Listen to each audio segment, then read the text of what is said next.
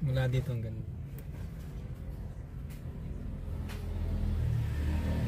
focus ka lang dito. Okay, ang mga bossing, ang gagawin po natin ngayon ay Toyota na Hi-Ace. Ito yung old look na 3.0 pero 2022 model. Ngayon po papakita ko sa inyo kung paano magbaklas ng dashboard ng Toyota Hi-Ace commuter. Una po, pagka yung alba stereo lang ang gagawin natin.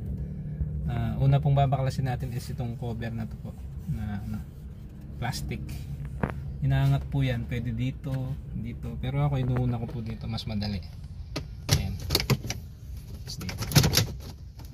Ayan. Mas madali po, parang wala ka man binabaklas. Ganyan po ako kagaling magbaklas.